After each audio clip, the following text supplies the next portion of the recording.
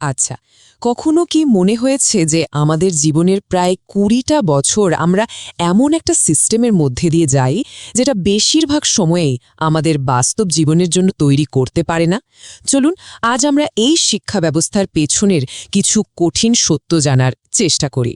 একটু ভেবে দেখুন তো, জীবনের প্রায় ২০টা বছর যে আমরা পড়াশোনার পেছনে দিই, তার আসল উদ্দেশ্যটা কি?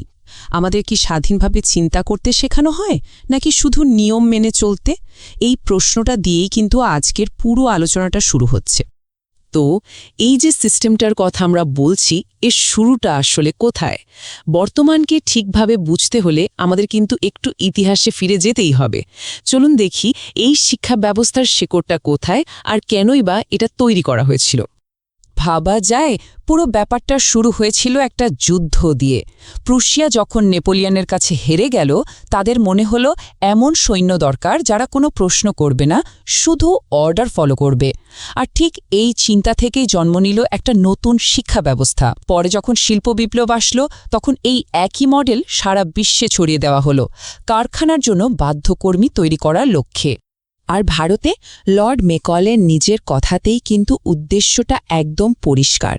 লক্ষ্যটা স্বাধীন চিন্তাবিদ তৈরি করা ছিল না, বরং এমন একটা কেরানির দল তৈরি করা যারা রক্তে বর্ণে ভারতীয় হবে, কিন্তু তাদের মন মানসিকতা হবে পুরোপুরি ব্রিটিশদের মতো, মানে নিখুঁত অনুগত কর্মী। ইতিহাস তো আমরা জানলাম, কিন্তু সেই পুরনো সিস্টেমটা আজকের এই আধুনিক যুগে কিভাবে টিকে আছে আর কিভাবেই বা আমাদের জীবনকে প্রভাবিত করছে, চলুন এবার সেই সংযোগটা খুঁজে বের করি। আমাদের শিক্ষা ব্যবস্থায় একটা মস্ত বড় ফাঁক আছে। আমাদের শুধু সরঞ্জাম বা টুলস ধরিয়ে দেওয়া হয়, যেমন ধরুন গণিতের সূত্র বা ব্যাকরণের কঠিন নিয়ম, কিন্তু সেই সরঞ্জাম ব্যবহার করে বাস্তব জীবনের সমস্যাগুলো কিভাবে সমাধান করতে হয় সেটাই শেখানো হয় না। আমাদের বীজগণিত শেখানো হয়, কিন্তু কিভাবে নিজের মাসের বাজেট বানাতে হয় তা শেখানো হয় না।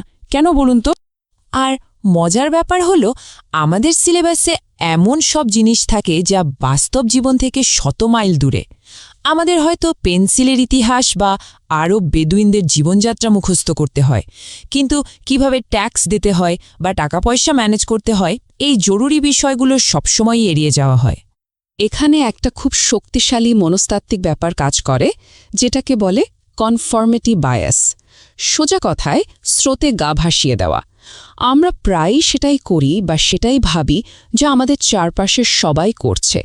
এটা একটা অদৃশ্য সামাজিক চাপ, যা থেকে বের হওয়া খুব কঠিন। আর এই স্রোতে গা ভাসিয়ে দেওয়ার কারণেই দেখবেন আমাদের দেশের প্রায় ৯০% শিক্ষার্থীর স্বপ্ন ঘুরে ফিরে কয়েকটা পেশার মধ্যে আটকে যায়।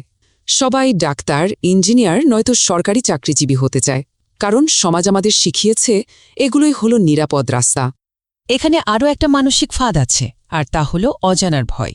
আমরা একটা কঠিন কিন্তু পরিচিত পথ বেছে নিতে রাজি আছি, যেমন সরকারি চাকরির জন্য লক্ষ লক্ষ পরীক্ষার্থীর সাথে প্রতিযোগিতা করা। কিন্তু একটা নতুন অজানা পথে পা বাড়াতে ভয় পাই, যদিও সেই পথটা হয়তো অনেক সহজ হতে পারত, কারণ আমরা জানা পথের ব্যর্থতার সাথে লড়তে বেশি স্বাচ্ছন্দ্য বোধ করি। তো এই পুরো সিস্টেমটার বাস্তব ফলাফলটা কি? চলুন দেখি কাগজের ডিগ্রি আর বাস্তব জগতের দক্ষতার মধ্যে পার্থক্যটা আসলে কতটা মারাত্মক হতে পারে। আমাদের সমাজে একটা ধারণা খুব প্রচলিত, ভালো ডিগ্রি মানেই ভালো ক্যারিয়ার। কিন্তু সত্যিটা হলো, আজকাল অনেক ভালো ভালো ডিগ্রি নিয়েও বহু তরুণ তরুণী বেকার বসে আছে।